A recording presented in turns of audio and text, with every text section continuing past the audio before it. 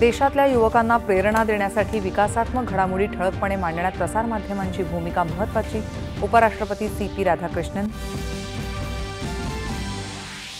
लोकशाहीमध्ये पत्रकारितेची भूमिका महत्त्वाची असल्याचं माहिती आणि प्रसारण मंत्री अश्विनी वैष्णव यांचं राष्ट्रीय पत्रकारिता दिनानिमित्त आयोजित कार्यक्रमात प्रतिपादन.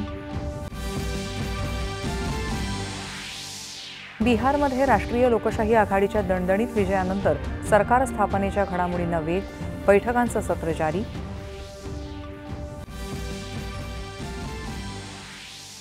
दिल्ली बॉम्बस्फोट प्रकरणी राष्ट्रीय तपास यंत्रणेनं आणखी एकाला दिल्लीतून केली अटक.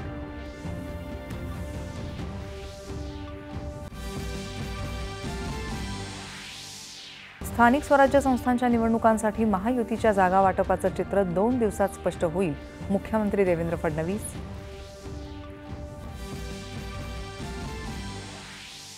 छत्तीसगडच्या सुकमा जिल्ह्यात झालेल्या चकमकीत 3 नक्षलवादी ठार, यामध्ये 2 महिलांचा समावेश.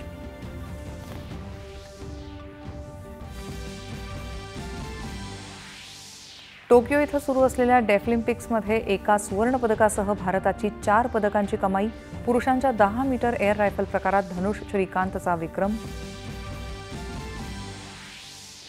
आणि कोलकाता इथं दक्षिण आफ्रिकेविरुद्धच्या पहिल्या कसोटी क्रिकेट सामन्यात भारत पराभूत. नमस्कार, 9:30च्या बातमीपत्रात मी पर्णिका हेदवकर आपलं